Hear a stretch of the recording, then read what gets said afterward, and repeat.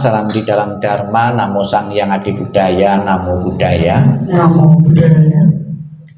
Sesuatu yang sangat berat bagi kita semua dan bagi semua makhluk adalah kemelekatan.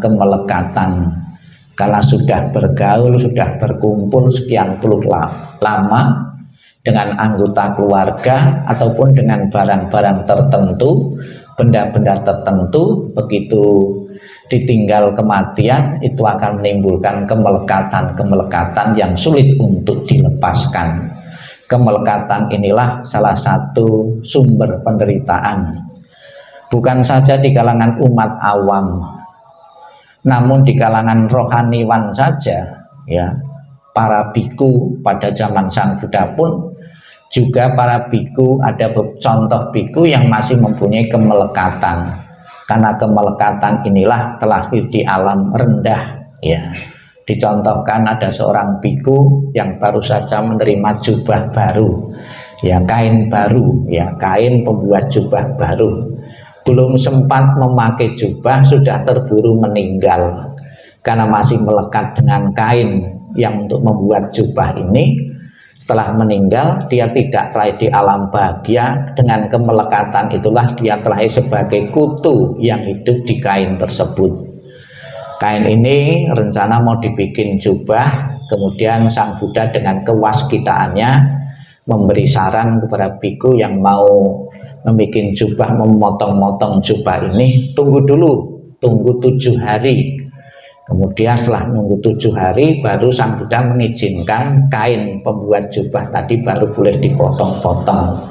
Kemudian salah satu murid bertanya, kenapa Sang Buddha kok harus nunggu 7 hari waktu mau dipotong-potong? Perlu diketahui bahwa ada biku yang lahir sebagai kutu karena masih melekat terhadap jubah barunya. Dia terlahir sebagai kutu, di kain tersebut. Baru setelah 7 hari dia lepas dari sebagai kutu dan terlahir di alam berikutnya. Jadi kemelekatan yang kita miliki terhadap materi, terhadap seseorang pun itu menimbulkan ketidaknyamanan, bisa mendorong seseorang terlahir di alam-alam yang tidak menguntungkan. Kemudian juga ada lagi, ya Bapak Ibu, ada contoh seseorang yang baru saja meninggal, kemudian itu nempeli orang yang hidup di salah satu anggota keluarga tersebut. Dia seorang ibu mempunyai anak-anak, kemudian dia pesen nempeli itu suaranya, ya. Suaranya juga mirip sekali. Yang tadinya ibu yang ditempel itu tidak bisa bahasa Mandarin, langsung bisa bahasa Mandarin seperti ketika almarhum masih hidup, ya. Nempeli seseorang ini, kemudian dia pesan kepada keluarga yang hidup, tolong ya anak-anak saya tinggal mati, tolong dirawat, jangan disia-siakan, ya.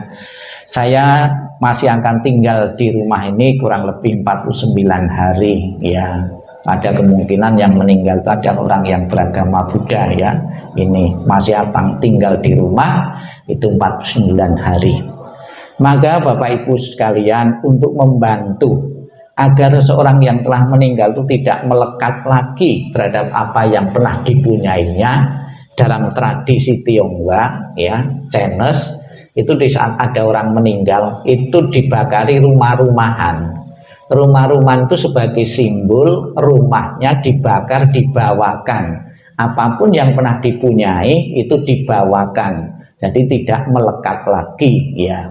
Bahkan saya pernah melihat juga ketika hidup ini yang meninggal itu berprestasi, mempunyai piala. Nah, pialanya juga ikut dibakar juga biar tidak melekat terhadap piala yang pernah dipunyai ini, ya.